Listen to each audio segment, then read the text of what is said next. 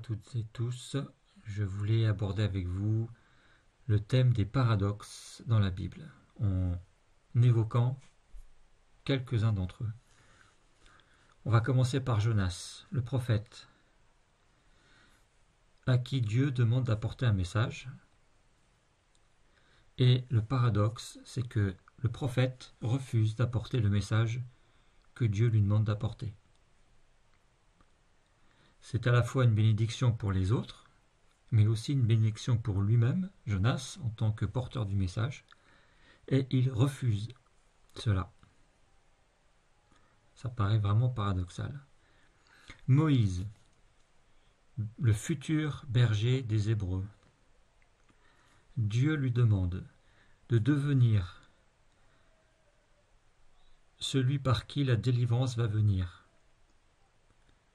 Il le rassure, il lui parle, il veut le convaincre, il veut lui montrer qu'il sera avec lui, qu'il va développer sa puissance, il lui montre sa puissance. Pour autant, Moïse dira « Envoie qui tu enverras ».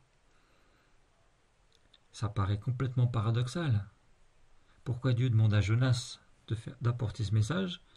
Pourquoi Dieu demande à Moïse d'apporter ce message?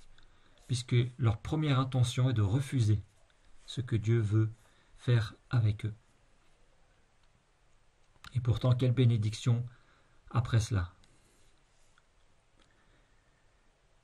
Je voulais aussi apporter ce petit témoignage sur une bénédiction paradoxale qui m'est arrivée.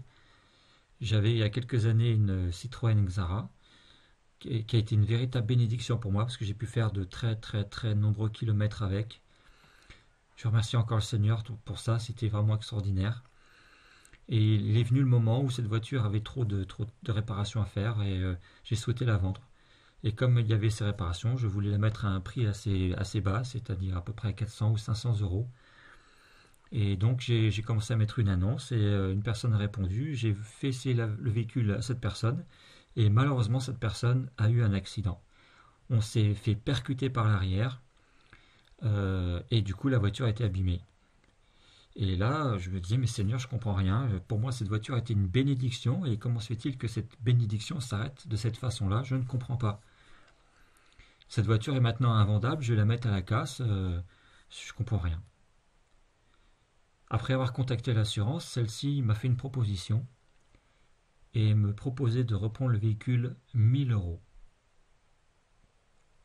Total, ce qui me semblait être, je ne vais pas dire une malédiction, c'est pas le contraire de bénédiction au sens strict, mais ce qui me semblait être une incompréhension est devenu une bénédiction. C'était vraiment le paradoxe de la situation. Je remercie le Seigneur en tout cas qu'à travers cette expérience, j'ai pu moi aussi expérimenter le paradoxe parfois des bénédictions. Alors il y a un autre paradoxe pour finir que je voulais simplement effleurer avec vous, c'est le paradoxe de la prédication. C'est le paradoxe que la sagesse de Dieu est une folie pour les hommes et que la folie de Dieu est notre sagesse, puisqu'il a plu à Dieu de nous sauver par la folie de la prédication. Alors merci Seigneur, que tu puisses encore nous bénir par tes bénédictions et que nous puissions vivre tes paradoxes, Seigneur, mais toujours dans cette confiance que même si on ne comprend pas, au moment où les choses arrivent, où on ne souhaite pas forcément coopérer avec ce qui arrive, ce que tu veux pour nous, et bien que nous puissions rester malgré tout, Seigneur, dans la foi et aller au-delà de ce que nous comprenons, de ce que nous ne comprenons pas, pour que nous puissions progresser dans notre foi. Merci pour ta grâce, Seigneur. Soyez bénis.